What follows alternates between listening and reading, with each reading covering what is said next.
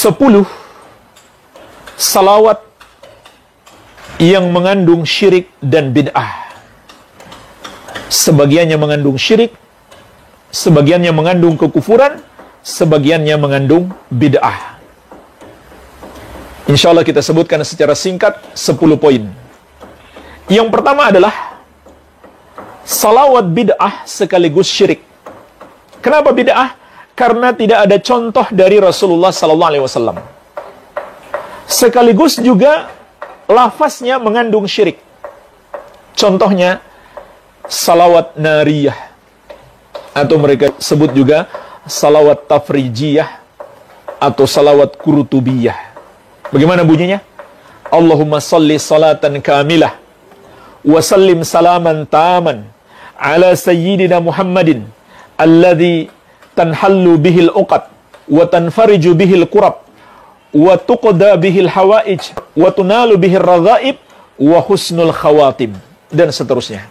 Artinya, ya Allah, limpahkanlah salawat yang sempurna dan curahkanlah salam yang penuh kepada Nabi kita Muhammad sallallahu alaihi wasallam, yang dengan beliau semua kesulitan dapat terpecahkan, semua kesusahan dapat dilenyapkan, semua keperluan atau kebutuhan dapat terpenuhi, dan semua yang diinginkan dapat digapai, dan husnul khatimah dapat diraih.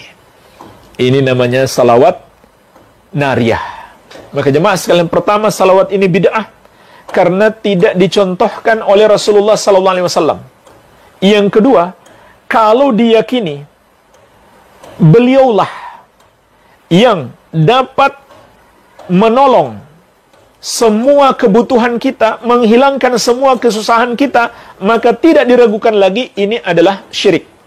Dan secara lafaz, menurut bahasa Arab, bisa bermakna demikian. Bisa bermakna demikian lafaz yang ada dalam salawat nariyah. Padahal Allah menegaskan, amma yujibul muttarra idza da'ahu wa yakshifus su'a. Siapakah yang dapat mengabulkan doa orang yang kesusahan tatkala dia berdoa kepadanya? Tentu tidak ada selain Allah. Dan siapakah yang dapat menghilangkan keburukan? Tentu tidak ada selain Allah Subhanahu wa ta'ala. Ya. Jadi ini adalah bid'ah dan bisa bermakna syirik kalau diyakini bahwa Muhammad sallallahu alaihi wasallam menghilangkan segala kesusahan dan mengabulkan segala kebutuhan hamba. Ya.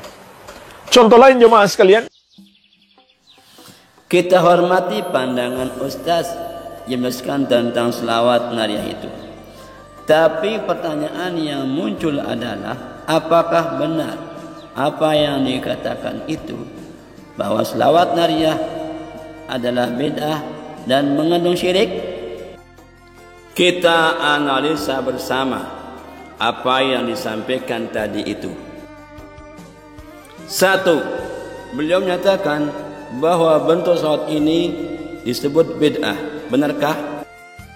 Orang bertanya, apakah itu bid'ah? Bid'ah adalah suatu yang Nabi dan sahabat tidak pernah perbuat. Berdasarkan definisi bid'ah itu, maka beliau Ustaz berpendapat bahwa bunyi salawat itu tidak pernah diajarkan Nabi dan sahabat, maka jadilah ia bid'ah.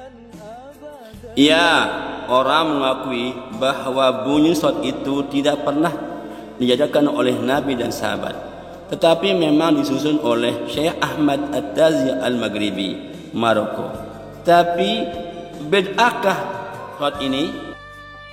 Penyusun selawat bukan melakukan bid'ah, tapi mengikuti para sahabat yang membuat selawat yang bagus, sesuai dengan ungkapan Ibnu Mas'ud. Ibnu Mas'ud radhiyallahu anhu berkata, "Idza shalaitum ala Rasulillah sallallahu alaihi wasallam fa ahsinu as-salata alaihi fa innakum la tadruna la'alla dzalika yuradu alaihi." Ibnu Majah. Inti dari ungkapan itu adalah, apabila seorang yang hendak berselawat pada Nabi, maka hendaklah ia memperbagus selawatnya. Ibnu Mas'ud sendiri memiliki selawat yang berbunyi, Allahumma ja'al salawatika wa barakatika wa rahmataka ala sayyidil mursalin wa imamil muttaqin wa khatamin nabiyyin Muhammadin abdika wa rasulika imamil khairi wa qaidil khairi wa rasulir rahmah. Ternyata banyak juga sahabat yang membuat selawat sendiri yang tidak pernah diajar Nabi, seperti sahabat Ali bin Abi Thalib, Ibnu Umar, Alqamah, dan lain-lainnya. Bahkan Ibnu Taimiyah dan Ibnu Al-Qayyim membuat selawat sendiri dalam pembukaan kitab-kitab mereka. Ini berarti boleh membuat bacaan selawat sendiri, sebab sahabat berbuat seperti itu.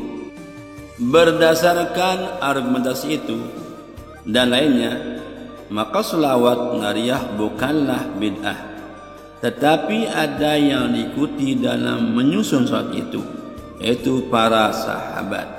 Inilah nampaknya yang diikuti oleh pengarang atau penyusun selawat nariyah itu. Jadi selawat nariyah bukanlah bid'ah karena mengikuti cara sahabat-sahabat yang membuat bunyi selawat untuk mereka sendiri. Demikian, semoga bermanfaat untuk saling memahami jalan pikiran masing-masing. Bersambung.